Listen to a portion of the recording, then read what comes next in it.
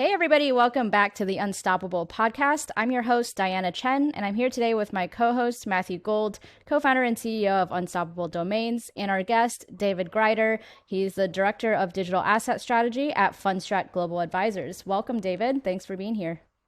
Thanks a lot. Very happy to be on. Awesome. So, to start off, why don't you just take us back to when you first got into crypto? How did you get into crypto in the first place?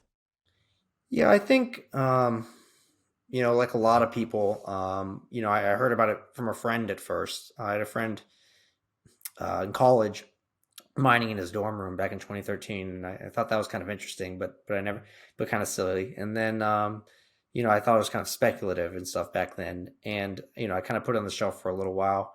But then in 2015, Chamath Palihapitiya, who many have probably heard of, who was the founder of Social Capital and the first COO of Facebook. I think he's a smart guy, and I was listening to him, and he was talking about Bitcoin then, and I spent quite a bit of time. I was like, okay, if this guy really is into it, he believes that he's smart. There's got to be something here. So I actually have him to thank for that getting in. So I spent a bit of time researching, studying, and took some of the classes online and kind of figured it out, and been in ever since. Got it. So 2013, that was still pretty early on. What sorts of resources were out there for you to learn more about the space? That I think it's the crazy thing about the early crypto years versus now, right? Like I remember I had to go back and I was reading on Reddit forums, and I'm reading on Bitcoin talk forums, and like you can't find a good source of ground truth, right? Like it's not like back then, right? You couldn't find a good information sources, right? It's not like, a company, you go to the SEC website and you can find, audited filings on how Bitcoin works or any of these other coins, right? It's all can you get in the right chats? Can you find the right people to talk to? Can you sift through these old forums? But nowadays, I think it's so much better, right? By 2015 and stuff, there's at least some courses by Princeton and stuff, and that was really helpful. That was one of the first things I really took that was really helpful for understanding cryptography, how the technical fundamentals work, and really how the technology works at the core. For sure. And so for the average person who's listening in and maybe is very new to the space, do you have any chat rooms or Twitter personalities or blogs that are sort of your go-tos for learning more about the space? Yeah, I mean, I think for me, I'm kind of in a unique position, which is that I'm kind of on the kind of professional, like I have an inside circle of folks who are kind of, in the industry, and I'm in a number of group chats these days, which is where I just kind of get most of my information from. But I think, what I would do if I was someone who wasn't kind of in these like private group chats or whatever. I mean, I think Twitter is actually a great source because you can find good lists of people out there, and it's like the internet, right? Information is really just pretty democratized these days, and I think that's a great place. But I think some of the smart VCs, I think you should read some of their forums, read some of their blogs. I read a ton of the Andreessen stuff, A16Z, and I read it, like their YouTube videos that they put out. I think it's really thoughtful because it connects not just crypto, right, which some folks can really be hyper focused on who are in the industry, but connects it with really the traditional tech world. And I think that stuff's pretty important. For sure. For you personally, I love asking this question because everybody sort of has their own explanation of it from where they come to this space. And so, from your view, how would you explain crypto and blockchain to a beginner in the space in just a couple of sentences?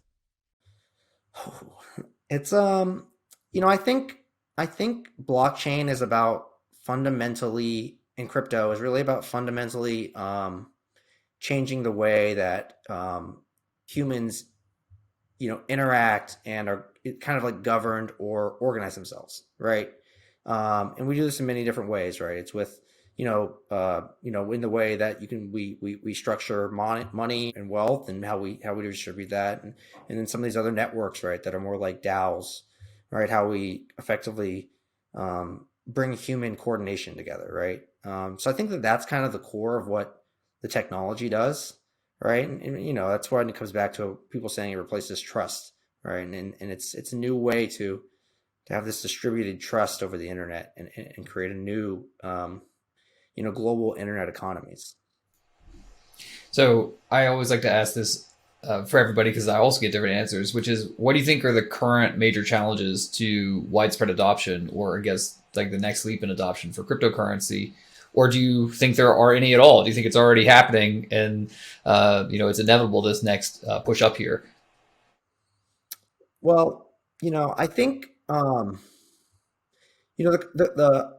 Fundstrat, we do investment research for many clients, and we'll talk about this in a bit. But we put out a 2021 outlook, and the cover title of the 2021 outlook was actually that I put out was going mainstream, and that was the title that I put out about a month ago. And I think right now we're at the point where we are kind of going mainstream in terms of the adoption. I think we're in. If I had to compare it to the internet era, it seems to me like this is now about like 1998, 99, 2000, right? And if we think about that in kind of many terms, right? Users, kind of UX, UI, use cases, right? But I think it's also again like back to that era of the early internet where, um, things were still kind of clunky and unusable, and browsers weren't that great, and maybe the connections were slow and stuff. And I think there's still a lot of stuff getting figured out, right? And what are those things that I think are still getting kind of figured out, right? Like I was talking to someone at a major news network the other day, and they're doing an article on this. And some of the things I mentioned, right, which were at least for the payment side, right, not a lot of use in payments, like 8% according to one of the chain analysis reports is for merchant services, right? It's pretty small relative to 85% being between exchanges. And I think it's the volatility. I think it's some of the acceptance of merchants and e-commerce and the currency, right? I think it's changing. I think it's coming with Visa, and I think it's coming with PayPal, and I think it's coming with all these merchant services, right? It's changing, but I think that's true for the payments. I think the fees are things to figure out with the scaling. Some of the UX has been improving greatly, but especially in DeFi, I think there still needs to be some work to be done. And I think taxes is an interesting one that people need to figure out with the software, just for keeping track of, using, paying, investing in. It's very difficult, and as this stuff goes mainstream, at least in the current U.S. tax system, it's going to be a nightmare for some folks until it gets really figured out. Yeah, so there's a lot to unpack there, a lot to dive into. We can dig into the 2021 outlook a little more later. Why don't you back up and just tell people, for listeners who aren't familiar with what Fundstrat is, tell people what Fundstrat is as a company, what does it do, who does it serve? Yeah, that's right. So, as mentioned, I'm the lead digital asset strategist at Fundstrat, and Fundstrat was originally a macro equity research firm founded by Tom Lee. Tom Lee, he's on CNBC all the time. He's actually a commentator on there now, but he was before that the chief equity strategist at J.P. Morgan. So, for the entire bank, J.P. Morgan Chase, he set equity kind of investment strategy for institutional clients across the globe, which is a pretty important role. And he founded Fundstrat in 2014, and got into crypto in 2017. I joined in let's call it 2020, and have been leading the digital asset research business that we have, and that really consists of three parts. What we do is we think of ourselves really as the bridge between Wall Street and crypto. We're probably the only, at this point, at least, that might change soon, but the only reputable Wall Street sell-side firm that does investment research on, not just crypto companies, but crypto projects, native crypto assets. You won't get that, from any of the major banks at this point. May change very soon, but three parts to our business are: we have institutional clients, traditional funds, all the big mutual funds, hedge funds, family offices on the street, covers 70% of managed equity assets globally, which is very because we have a lot of those relationships from before, and we have obviously some crypto funds as well, as well as a retail client base. And we also have a consulting business where we work with projects, some interesting projects like we were talking about before on the show. Zilliqa is one who we work with, who I know did you guys have done the Unstoppable Domains auction on their network, right? So that's how we know about you guys. It's another reason. So, and many other projects as well, right? So that's kind of the core of our business, and those three buckets right there. Got it. And so are most of your clients across all of those spaces pretty crypto savvy people right now? And when you think in the long term, who are the people you're trying to serve? Is it everybody in retail, everybody in all of those spaces? Or, talk more about that. Yeah, again, I think we're the bridge between Wall Street and crypto. I think people mostly come to us to get educated at kind of the base higher level. And I think there's really a spectrum of there's just gap where there's people on one end that are very crypto, right? And they're very deep into the very deep, like here's how the super niche part of, these small emerging like DAO networks or something will work, right? And then there's like, there's very much Wall Street, like, like blockchain and not Bitcoin and like, tech and fintech, and we don't get this stuff. And then we kind of sit in the middle here, and we try to really be the bridge of really helping people, step back, right? And beyond like, just, we understand these things, right? But beyond like the niche technical things, right? The technical consensus details and all these things. And we understand them, of course, but we help them understand what's the bigger picture of how the tech connects across the trend from the current paradigm, right? Like thinking about how cloud computing, right, is going to decentralize cloud computing with with Ethereum. It's effectively a decentralized cloud network, right? To that being kind of the future, right? More so than and people understanding the bigger picture and understanding how the stuff really works, kind of across the real world to the crypto world paradigm. Got it. And so I guess from talking to all of the clients that you have, how long do you think it'll be before there's almost not a need for this type of education anymore because everybody just knows about it? We're so far off. I still have calls with teams of, 6 to 8 portfolio managers, more traditional money managers, and we're still talking about some things that are, core to like how does Bitcoin supply work, how does mining work, how does the new issuance work, what stops from being new coins and how these things. So, I mean, I'm not saying that's everybody, right? But, 2021 was really the year where I think Wall Street kind of had like in large, oh, we really need to figure this out moment. And, I think a lot of people thought this was going to go away, after 2017 and said, okay, 2018, 2019, okay, we told you. All right. And then, when it came back, kind of like, okay, well, we're behind the curve.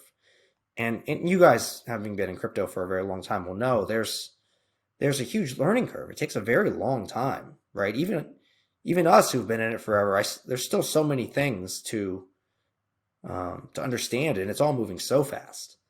All right. So, imagine you're trying to start day one today, and that's most people. But they realize, I think the people, at least that I talk to, right, who are newer, right, they realize that this is going to impact their portfolio, whether it's from the payments angle, right, whether it's from the fintech angle, from the internet angle, eventually, right? If it's not today, but it's just like the internet impacted newspapers eventually, and TV eventually, and everything. I think they realize that. But that's one class, right? That's one class of our clients. We also have another class of people who have been in crypto for a while, and some very smart crypto funds, right? And crypto, earlier traditional investors, and smart crypto retail who ask good questions sometimes too. So it's a mix, right? But I can say that the knowledge is not disseminated just yet. For sure. Well, give me your prediction. In 10 years, where do you see the environment being? Do you see most people understanding this stuff, or just describe what your clientele is going to look like and what their knowledge base is going to be in 10 years if you had to give your prediction? Oh, I think by in 10 years, yeah, people will definitely be on board, right? Like if you think about going from, 2000s in the internet era to 2010, right? I think um, in that 10 years time, I think people are now learning, they're now educating. There's a lot more resources available. There's people like me available they can call. Um, there's a lot more research out there from banks. There's a lot of great shows like you guys have that help educate people. And I definitely think that in 10 years, it'll be as ubiquitous as the internet was in 2010, right? And that's something I think is just naturally going to evolve. Well, I want to get into a couple of things that you highlighted in your recent report that you actually came out with earlier this year, and some of the things I thought were really interesting. I would just say, generally, it looks like Fundstrat is very bullish on the space, like on your price predictions for ETH, for example, and BTC, among the others, and those keep going up. Uh, can and I know you don't have time to walk us through your entire thought process for the space, but one thing I want to call out is Fundstrat seems to be particularly bullish about Ethereum, I would say, at least in one of these places, and relative to some of the other assets out there. And you had some pretty interesting comparisons between cloud computing and Ethereum. And would you be willing to walk us through what's your bull case on these smart contract, compute platforms, and then kind of how do you guys see that space evolving? Yeah, I mean, I think, we're bullish on crypto as a whole, right? And, we've had a, um, bullish price target. Bitcoin we put out, after the March sell off, and we've been raising that. So, our price target, just to give people a high level view first, before I dive into Ethereum, right? Our price target on Bitcoin, we've been continuing to raise that, and it's currently 100,000. And our target on Ethereum is, 10.5 thousand. I'll talk about that in a second. I kind of see that eating the cloud. And we think that also in 2021, if those two kind of hit, the rest of the market will probably follow, given the size and dominance. And I think it wouldn't be crazy to see the entire crypto market, right, inclusive of the alts and Ethereum and Bitcoin, hit roughly 5 trillion, which would be about it was about a trillion when we put that out.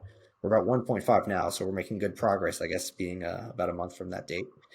Uh, to Ethereum, I think the thing that people kind of miss or maybe overlook when they think about cryptocurrency is that I think it's also, it's important to think about crypto as a new computing platform. And it's a new kind of cloud network in my view, or at least the next leg of it. Because, if you think about what's happened in computing, right? You've gone from mainframes, centralized, to PCs, decentralized, to cloud, centralized.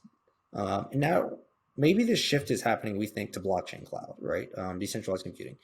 And, what we're seeing underway is, you can run, your computer, you can run the Ethereum node in the network, you can, um, you know, validate things, you can operate, you can smart contracts, right? And we look at that almost like it's like a decentralized cloud network with, and that could be the next wave of cloud computing, right? Um, and these shifts have happened in the past before, right? And you've seen, value shift from one generation to the next, and you can see that in some of the public companies and some of the public valuations.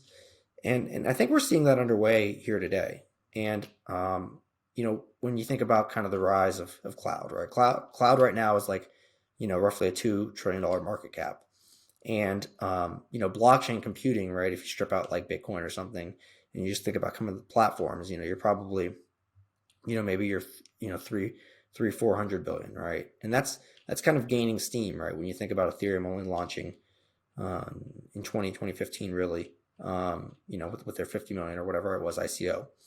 And so I think we're seeing a value shift already. And I think you're also seeing just now in 2021, and 2020, right? But some real material revenue coming to the Ethereum network, which is almost material in terms of like the actual cloud market.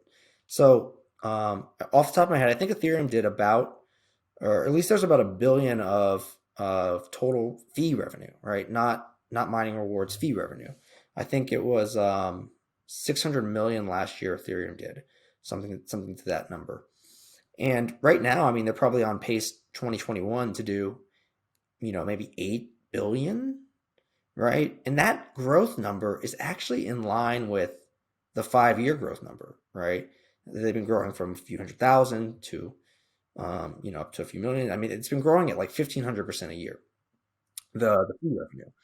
And, so I say, look, if crypto networks like Ethereum, and especially if they switch to proof of stake, are kind of like decentralized companies, we call them decentralizedly governed networks, right? New form of technology company. We just organize as networks as we talk about some of our research. And you switch to proof of stake, and that changes the economics to being kind of like a company, and I can talk about in a bit. But and you look at the revenue that they're throwing off, and what that can mean for the reduction in supply of tokens at ETH2, right? And you put a cloud multiple on that, growth adjusted. That's how we kind of got to our number. Got it. Got it. Well, I personally love seeing the comp between crypto companies and cloud companies, especially like the top, the crypto networks, sorry, and cloud companies. And particularly, I think it's a really good comparison because the cloud companies are actually the really big Web 2 companies. Like they're the people who made trillions of dollars from, I would say, somewhere around 2005 when Salesforce really started advertising the cloud all the way till today, 15 years. They had a huge run, absolutely massive market that these guys created. And inside the crypto space, we always refer to things as Web 3 when we talk about it. And so there are a couple of other things you said that I wanted to dig into a little bit more that are interesting to me. So cloud companies are very Web 2. What do you think about the future of Web 3? And then another term you use is edge blockchains. I'm kind of interested just to hear, where do you think Web 3 is going? How's that going to interact? And what did you mean by edge blockchains?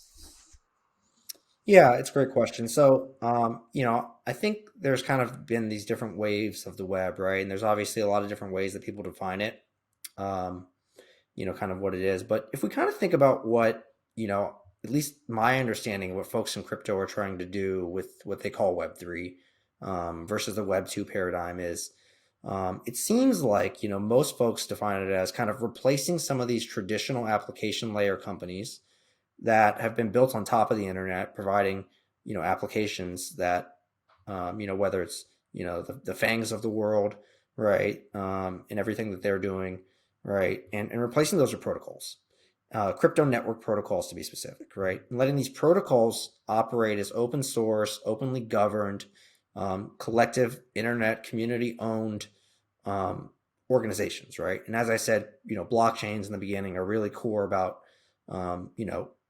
changing the dynamics of how humans coordinate, right? And this is new organizational structure, these networks, right? Going from platforms, or from companies to platforms to networks, I think is the trend, right, that you're seeing with these Web 3. And I think that that's really, in my view, about changing everything from the way we interact with the internet, from the way that we own the platforms and the applications themselves, and to make them community owned and governed networks, as opposed to, company controlled and closed networks that are, you can get platform dethroned, you can get censored, you can get all of these different things, to the way that we interact with money and finance and e-commerce and the internet, right? Natively embedding, fintech, which is DeFi and crypto payments, right, into the internet with these networks and value, to the way that our data is used, to the way that we control it with things like ZK snarks, and the way we control our privacy, the way we permission our data, we carry our data across platforms, right? Don't keep them all with one, Web 2 cloud company, right? And back to the final one, which you're talking about, which was the edge computing. So to the way that the infrastructure that actually supports the network operates, right? Because right now, you have AWS, right? You have Google Cloud, right? You have Tencent, right? These guys are the ones that really have the data centers, right? That control the web. And if you, even if you decentralize everything else around it, right? Like with, I know this is a controversial take, but it could be for something else, right? One of those, the Parler thing with the Trump on that one political site, right? They got kicked off of AWS, right? if you have decentralized infrastructure, right? And I'm not saying I support or don't support that, right? But I'm just saying if it's another thing, right? If these cloud platforms can um, control what's hosted on the servers, right? You kind of have monopolies and other things that are potentially imperfect for society, right? And it's just about freedom of the web, right? If you put it on, these decentralized hosted networks, right, and you can have the computers across the globe, it's kind of a new paradigm for how the internet is built, how we in society interact digitally globally. Yeah, I agree, and I like to tell people that uh, you know it's actually really good for them to have more control over their data online. You're already seeing this pushback in the EU with GDPR around user consent for accessing this data and permissioning it in. And if you just dig deep into that and you try to see like, oh, what's the ultimate solution to preventing all these companies from being hacked and having user data stolen and having it misappropriated or used incorrectly, and the best way to do that is to actually make it so that the users have full control over permissioning who can see their data, just like we're getting with finance right now. Like cryptocurrency allows you to have 100% custody and control over your finance if you want to, if you want to take it all that way. And sure, you can use custody products, and you're still going to be trusting some people. But I really like that migration from, and I do think it's just as big. Like I think the Web3 companies and crypto networks are going to be 10 times, maybe not 10 times, but definitely bigger than these cloud companies that you alluded to. And with blockchains, I just think it's interesting because if you look at the fundamentals, there are so many different ways to win, right? There's transaction volume going up on these blockchain networks. There is DeFi that's a huge market for them. There's a decentralized web. There's all these NFTs that are happening. And there's also just user growth is another way to value it. So I want to dig in on that actually. How do you guys at Fundstrat, how do you guys come up with user numbers? I mean, it seems like, if I'm looking around on the blockchain, it seems like there may be several 100,000 and maybe 1 million people interacting with a blockchain on like a monthly basis or something. But to me, it seems like the vast majority of people, like 100 million of them, are sitting on these centralized exchanges. Do you see that moving in the future? And then what do you count as a user, I guess, when you guys are looking at it from a fundamental bottoms up, where the market's going type of method? Yeah, I mean, you touch on a lot of great things. And I'll actually just add one more point to something you said in the beginning, just before I switch to the user stuff, which you mentioned about GDPR and all of these things. I think that the reason that the Web3 crypto networks could actually take share, and it could happen quicker than people think, is these guys are under attack. Many of these traditional big tech, I mean, you saw them on Capitol Hill. They're getting broken apart politically across the globe, and I think that that's one reason that these new community governed models could really could take share soon. Um, and so to your question on users, right? I think that's obviously the key, right? Because as actually, as a lot of the value of the internet accrued, it really followed user growth. Like as internet users grew, internet value followed, and that's something we pointed out in some of our other research. There's a lot of ways to measure it, right? When it comes to crypto, the numbers that we take, at least in our report, we think, Cambridge had a good study, and I think it's mostly based on centralized exchanges. They found, they did interviews with most of the exchanges, and they found, I believe it was 101 million crypto users, right? Unique crypto users across these exchanges. And that was as of, Q3 2020, right? So given the bull market, we've probably seen quite a bit of growth even there. We're forecasting, or at least my numbers forecasting is, I think around 200,000 by year end 2021. So I think we could double. And that would be consistent with kind of the growth of the internet over time and kind of some of the growth we've seen in prior bull market cycles.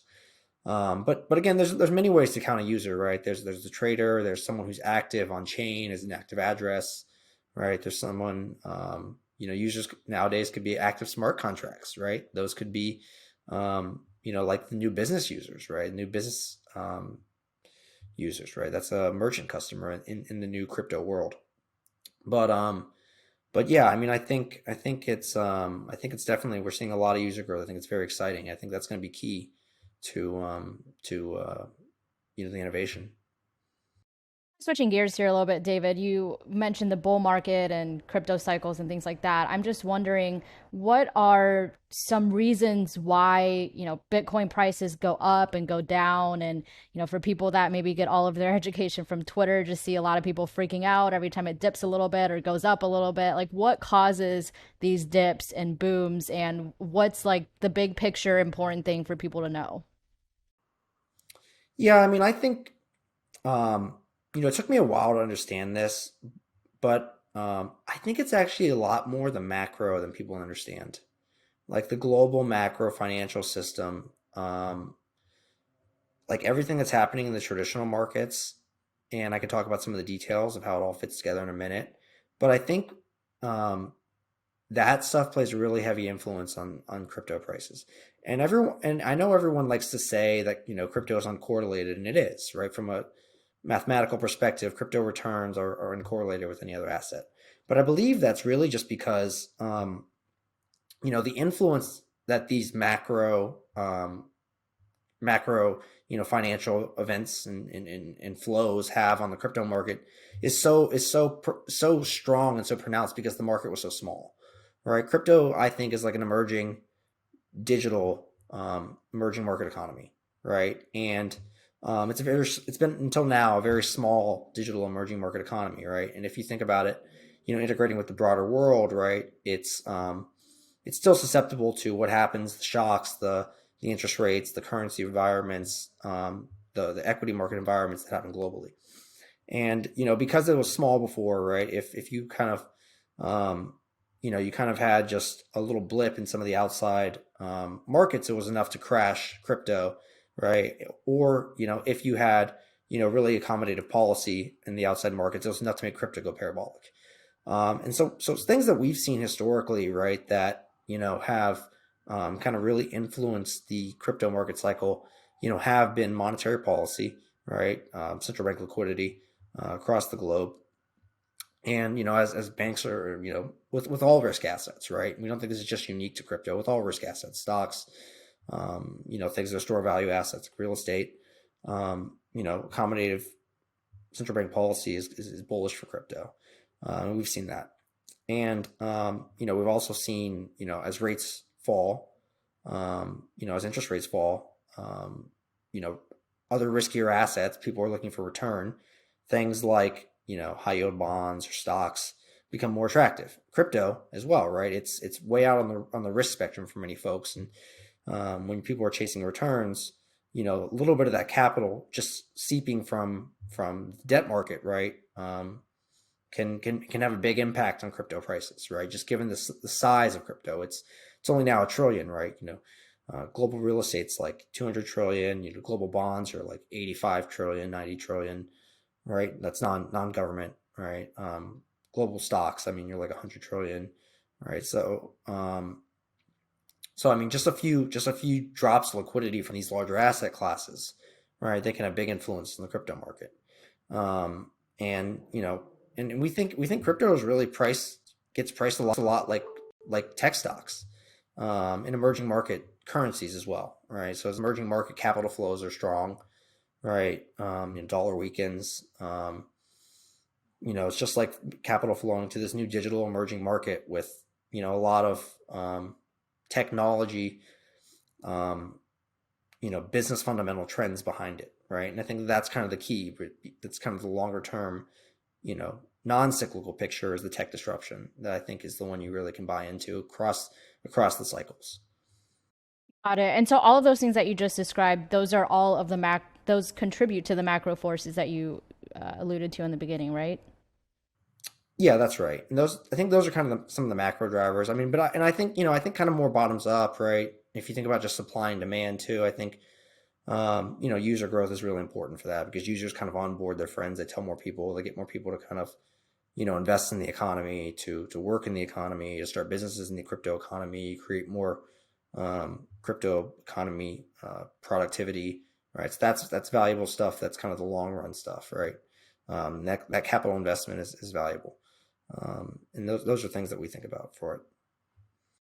Got it. And so as we see this industry get more and more regulated, how do you see this increased regulation affecting these crypto cycles? Well, I think Bitcoin's pretty regulated to kind of full extent. I mean, not fullest extent, but it's pretty regulated nowadays. I think the market's pretty healthy, to be honest. I mean, most countries in the world you can buy crypto and buy Bitcoin, at least most major economies, and um, I think that there's a lot, especially in the U.S., a lot of oversight of exchanges. I think we have a good handle on kind of markets not being manipulated, prices not being pumped and dumped. As much better than possible other earlier cycles where there's less kind of regulatory oversight, right? And I'm not saying it doesn't happen on the offshore exchanges. Um, and you don't know what happens, in many of these global markets. But I think I think as regulation comes for crypto, I think it's healthier for capital investment actually. People were talking about the hosted wallet thing with the Coinbase and the Treasury Secretary Mnuchin being very bad, and I think it'd be an expense to the exchanges, and I think it could dampen innovation potentially. But I think the other thing it would do, and when that came out, I actually thought it was bullish, was because I think it'd actually be good for institutional capital flows, right? And investors being willing to feel that there's a lower risk premium to investing in the asset class, and lower risk premium means you can buy at higher prices. Got it. Yeah. Something else I was thinking about that I'd love to get your take on is crypto index funds. What are your views on that? Like, for instance, to make it easier for people to buy Bitcoin in their IRA or stuff like that. Yeah, actually, so one of our clients is actually Bitwise. And Bitwise, for those who don't know, is they're very similar to the Grayscale, GBTC, and ETHE products, but they have an index, which is the Bitwise 10 crypto index, and we did a report on them. And they were the first crypto index fund, right? And that gave exposure to the top 10 assets, right, in a index methodical way, rebalances monthly. And I think it's been a good product for folks and our clients. I think these products are actually really the way most people gain their initial exposure to the space, whether it's buying GBTC or ETHE or Bitwise or any of the other products that they kind of have out there. And I think that those products are nice because folks who just want exposure, they don't have to deal with custody, worrying about losing their keys, right? They don't have to, worry about getting hacked, and they don't have to worry about creating an account at a new exchange where a crypto exchange, where maybe they haven't done that before. They already have their brokerage account and they have their IRA, and they can just kind of click their traditional buttons. Um, there's trade-offs to them though. Of course, there's some fees involved, right? One, one to let's call it 2 to 3% for some of these products, and really the biggest one is you have to worry about the NAV premiums, and what that means is for folks who kind of um, don't understand kind of the fundamental financial wrapper mechanics of some of these products. These things aren't exactly, at least in the U.S., they're not ETFs, right? In Canada, there's true, I think of 3 true ETFs approved recently, and those, the difference between these ETFs in Canada and the ones you think about traditionally in the stock market, and the ones that are really just exchange traded products in the U.S., these crypto ones that aren't ETFs, is these things are trusts which just own the underlying asset, and they issue shares of the trust, right? So it's a company who does one thing, it owns the underlying asset and it sells shares. But the shares can trade at a different price from the underlying assets value. So you could own $10 of Bitcoin and the shares could trade at $20, or they could trade at 9, right? So premium or discount by supply and demand on the market, right? And that premium or discount is the thing people need to understand with investing in these products, because like we've seen recently with the recent sell-off, from 58,000 to, where we went with like 44, and also following the Canadian ETF approval. And this is a couple of reasons why the GBTC and the ETHE premiums have actually gone negative. Where before, they've been as high as 200%, 2,000% for ETHE, right? And, if you had bought that, even if Ethereum had done well and the premium had fallen so far, you've done very bad. But at these you know about flat levels, it's a much better place to buy definitely than the higher levels. But understanding those mechanics is very important. Yeah, and for people who may not know, when you say negative premium, you actually mean that that company may have $100 in Ethereum, but the share price is only selling for 98. Yeah, and then the other way, positive premium, you're saying it was share price is selling for 200, but they actually only had $100 in crypto sitting in the bank. Yeah, so that is something to be wary of. Something you mentioned earlier, I want to get back on, was you actually said that you thought there was a lot of opportunity, or there was at least a reasonable amount of opportunity around taxes and compliance. So what are you seeing on the taxes, accounting, treasury side, like for crypto? Tesla put $1.5 billion of Bitcoin on their balance sheet. Like, how do they treat this? What when you were mentioning that earlier, what are the opportunities you're seeing there? Well, I think just in general, keeping track of crypto is very hard, right? It's in the U.S. at least, it's a capital gain or loss every time you trade the asset, right? And so you go to yield farm, you go to change trade on an exchange, right? You go to a stable coin, um, you collect some It's a pain. fees, right? It's a lot, and then you got to track it, right? And then you Right. have all these wallets, right? And I don't think anyone's really figured it out from a consumer friendly standpoint yet, like um, how to make it easy for consumers to use crypto in that standpoint yet.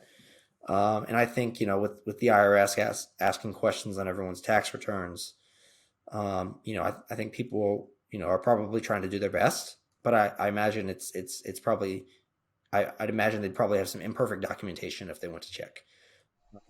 And so I was going to say, so do you see it more as a consumer opportunity or more as a corporate opportunity? I was actually kind of curious which way you thought it was going to go. I think it's a business opportunity. We saw just yesterday actually. One some Utah tech startup get 100 million Series A round. To try to solve these problems, and you know, we'll see, right? Can they do it? Will someone else be able to do it in a scale that's with some technology that's efficient and does it? But I think that'll be one thing that'll have to get figured out, and it's a big opportunity for some the business that does do it over the next 3 years. And then one other thing, I actually felt bad because I felt like I cut you off a little bit earlier talking about GDPR and Web3. So I just wanted to go back to that and be like, revisiting the Web3 thesis earlier. I felt like you maybe had a little bit more there to say. So is there anything else about the Web3 rollout, like how you look at that you would want to let people know that you think maybe they're missing in the space? Yeah, I mean, don't feel bad. You didn't cut me off. There's so many great things we can talk about on this podcast. No, I mean, look, I think it just comes down to I think the core premise is like we as consumers of products, tech products, of crypto users, right? We can decide, kind of what is the way we kind of want to live, our internet lives.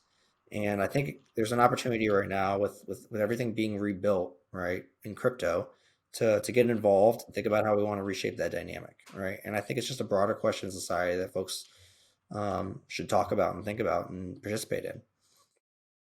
And then this one I just like to ask because uh, I get this pushback from people in my network who are not quite ready to accept cryptocurrency or Bitcoin or anything. And I just want to ask, because you had this pretty boldly in your presentation, it's like, are they going to ban Bitcoin? Is this actually going to happen? And I already know your answer on this, but I'd like to hear, if you're talking to one of those people out there who says they're just going to ban it, it would love to hear your response to that.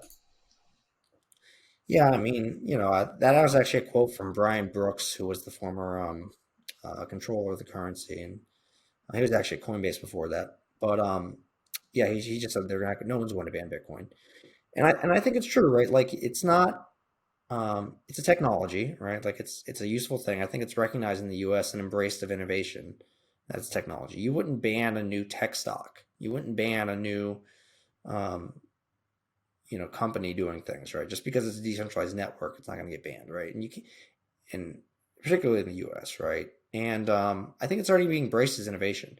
And it'd also be too politically negative to ban crypto, I think, at this point in the U.S., right? You have um, lobbyists in Washington and things like Coin Center. You have at least, 10, 11, 12%, I think, of U.S. households own crypto, right? Your constituency doesn't necessarily want to get rid of it. I think nowadays, especially, there's a lot of people um, in powerful positions, powerful investors, people who, probably donate to many political campaigns, right? Especially on Wall Street now these days. I mean, BlackRock's trading, Bitcoin futures. Goldman's got a trading desk, right? I don't think, um, I'm not saying these are their biggest financial incentives yet. These are very small parts of their business, right? But even these portfolio managers at big funds who own crypto, it's here to stay, and you don't want to ban it because it's a new wave of the internet. It's a new way of doing internet technology. It would just be counterproductive to innovation, and I think regulators recognize that. But it's just making sure that, and it's not, it's playing within traditional rules, right? And it's not, you have what 0.034%, I think it was, Chainalysis said, that was illicit transactions on the Bitcoin network, right? So is that something worth banning? I think it's like 3.4% or something, maybe more in the traditional banking system. So probably not, right? Especially if it takes the innovation out, right? You don't want to throw the baby out with the bathwater. Yeah, that's true. All right, well, David, in this next segment, we call this Explain Your Tweet. This is where I go through your Twitter and dig up some tweets that I found to be interesting or cryptic or funny and give you a chance to explain them. Since we're running low on time, I'm just going to pull out one tweet real quick and give you a chance to talk about that. So, one that I found, this one is from February 12th. Pretty recently, you tweeted, most important thing in crypto is understanding the cycle, not the individual coins. So I guess what you're saying here, obviously we talked about crypto cycles already and why that's important, but is what you're saying that it doesn't really matter if you invest in Bitcoin or Ethereum or Polkadot or Dogecoin, none of that matters. It's more about understanding the cycle, or tell people more what you meant by that tweet. Yeah, I forget which famous investor it was, but they said the most important decision you can make is to be in and out of the market and buy how much. And it might have actually been Howard Marks. And I think that that's true in crypto, right? You want to be in or out of the market, right? And by how much? And because, the market as a whole kind of performs generally together, right? And especially if you own kind of a broader basket of crypto, um, right? Prices are pretty correlated, right? As things are going up and you're investing in the cycle, right? Obviously, things get periods of crazy outperformance at different stages, right? Some of it's shorter lived, some of it's longer lasting. You can find some of the better assets, but broadly speaking, right? If you had just bought Bitcoin, or you just bought Ethereum, or you just kind of bought any of kind of the, any mix of the top assets over the last few years, right? You've done very well. You didn't really care. You've outperformed everything else in the traditional market sense, right? That you could have done. And if you had a lot of exposure to that, meaning it was a large portion of your portfolio, right? It was 3, 5, 10%, right? You're relatively outperforming, kind of the macro asset classes. So I think that that's really the key. And within that, you can be smarter and you can get alpha by finding the right altcoins at the right times and stuff. But I think for newer crypto investors, it's just understanding, when do you want to be in, and trying to avoid those kind of market peaks and drawdowns, and trying to have enough exposure at the bottoms in the right times. Got it. Awesome. Well, thanks so much, David. This was a great conversation. I personally learned a lot. I'm sure our listeners will learn a lot from listening to this as well. Thanks so much for being here. Before you go, just tell people where they can find you if they want to connect with you personally, and also where they can learn more about Fundstrat, and what are some of how can they get connected with Fundstrat if, that's the sort of service that they're looking for. Sure. So you can find me on Twitter at David_Gride, GRID. Um, and you can find, Fundstrat, for institutional clients, fundstrat.com. For retail clients, fsinsights.com. And you could also follow Tom Lee. I'd recommend him as well, at Fundstrat on Twitter. he's a great resource as well. So Awesome. We will include all that in the show notes so it's easy for you to click through. So thanks so much, David. This was great. Thanks, Matt, for co-hosting as always. And thank you all for tuning in. We'll be back again soon with another episode of the Unstoppable Podcast.